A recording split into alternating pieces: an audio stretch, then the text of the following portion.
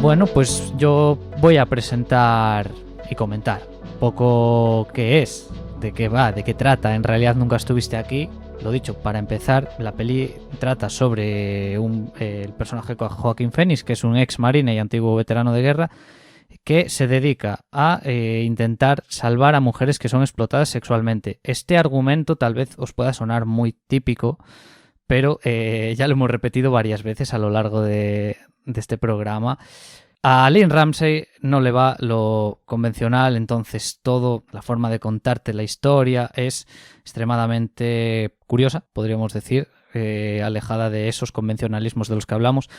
Decir de esta peli antes que, aparte de ganar el mejor guión en Cannes, como dijo Oscar, ganó Joaquin Phoenix mejor actor. Y también estuvo nominada a una serie de premios, entre los que podemos incluir una nominación al premio BAFTA, que son los premios del cine y televisión de la Academia de Cine y Televisión británicos, que estuvo nominada a Mejor Film Británico. Me resulta curioso, para empezar a comentar ya la película, otra cosa de la que hemos hablado, que es el tratamiento de la violencia. Sus películas son muy violentas, tanto emocionalmente como a veces físicamente, pero cómo rehuye en esta última parte de lo explícito. Quiero decir, aquí en esta película el protagonista tiene es decir, cuando va a hacer los trabajos lleva prácticamente como un arma, un martillo, ¿no?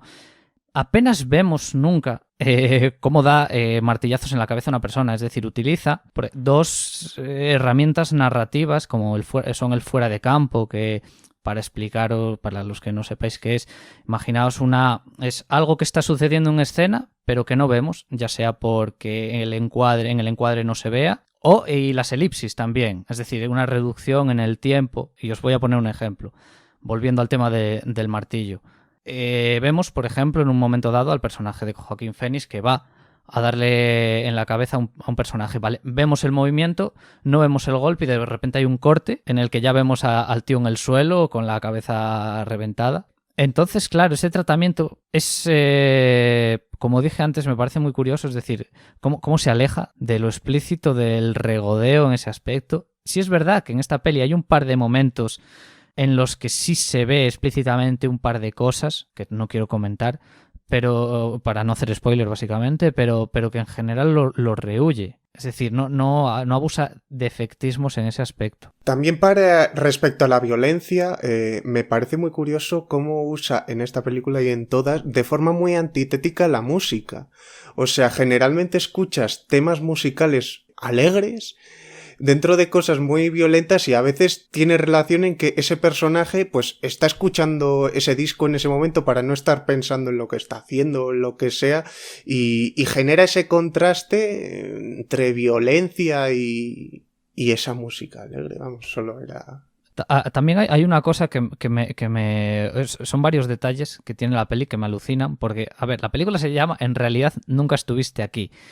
Y hay momentos en los que hay escenas que se te plantean de un modo, lo explico. El personaje protagonista va a abrir una puerta. De repente mira para su derecha. Mira para un bloque de edificios donde hay una serie de gente en las ventanas. Vemos a esa gente en las ventanas. Y cuando, digamos, nos devuelven el plano donde estaba Joaquín Phoenix, él ya no está. Es decir, es un recurso que utiliza como 4 o 5 veces, si no más, que él se relaciona con el propio título de la película, ¿no? O sea, él en realidad no ha estado en ningún sitio. Luego también hablábamos del rojo en la peli de Tenemos que hablar de Kevin, y aquí podríamos hablar del verde. Es decir, el verde está constantemente apareciendo, ya sea por como lo que dijimos antes, o por iluminación o por objetos que empiezan a aparecer. Aquí sí es verdad que Dani y yo hablamos sobre este tema, qué es lo que significa el verde en esta película.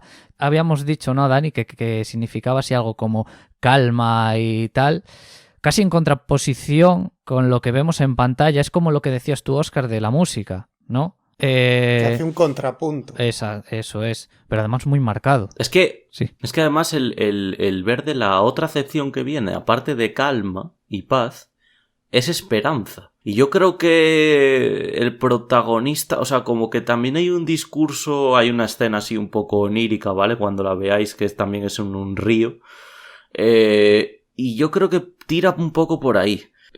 Que el verde es esa esperanza de que el protagonista supere su trauma, lo comprenda, lo canalice. Bueno, en el caso de esta película, que usa el verde de forma positiva, que también en Disney se ha usado mucho de forma negativa, pero estamos hablando de en esas acepciones positivas que tiene. También decir que volvemos a tener a un personaje con un trauma, bueno, no un trauma, varios traumas. El personaje de Joaquín Phoenix es un personaje autodestructivo con tendencias suicidas que encima arrastra no uno, como digo, sino varios traumas, que además, digamos que la directora te muestra mediante flashback una serie de momentos que él ha vivido en el pasado, pero no te los explica de forma... Es decir, como que te va dando pinceladas, ¿no? Y ya tú sacas las conclusiones. Ya tú que lo quieras. analizas sí, como sí, quieras, sí. sí. La verdad es que todos esos aspectos que tiene la película, cuando la veáis, si la veis, por supuesto, fijaros, yo creo que hace la experiencia mucho mejor. Es una película, sí es verdad, que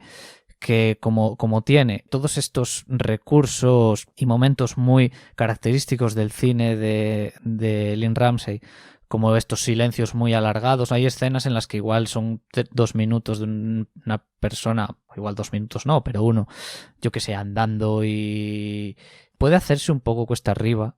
Y sobre todo, hay otra cosa que quería comentar rápido, que es lo imprevisible de la situación. Es decir, tú te imaginas que va a pasar una serie de cosas a lo largo de la peli y al final no pasa lo que realmente crees que va a pasar. O sea, es imprevisible desde ese aspecto, pero tampoco creas que igual puede ser un punto decepcionante. No sé si me entendéis esta peli. Sí, que puede frustrar la expectativa. Puede frustrar porque intentas decir A más B es igual a C igual es F. O sea, es sí, un factor sí, con total. el que no hubieras pensado. Pues sí, total. Yo quisiera hablar sobre una escena que me encantó en la película, que es en un momento en el que entran en una casa a rescatar y en vez de ver la acción desde dentro, lo ves desde las cámaras de seguridad que hay.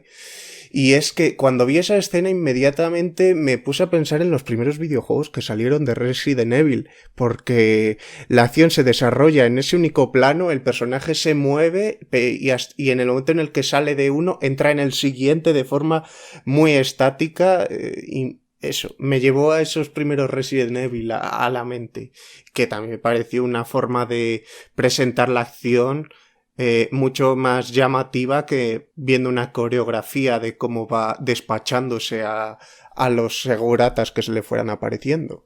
Yo quería hacer solo una última puntualización del tema del sonido.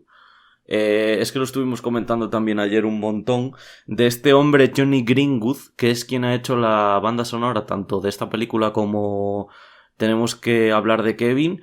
La banda sonora es espectacular, o sea, en realidad nunca estuviste aquí, o sea, me encanta. De hecho, nada más acabar estuve buscándola y me saqué unos 6-7 temas bastante buenos. Me parece muy, muy, muy bien ambientada, tanto en el sentido, digamos que en este caso hace la contraposición de lo que comentó Óscar antes, esa posición antitética, porque aquí sí que es muy, muy, muy ambiental, ¿no? Cuando estás en un espacio así un poco más onírico, o en un momento así más onírico, pues música, ¿no? En plan rollo más...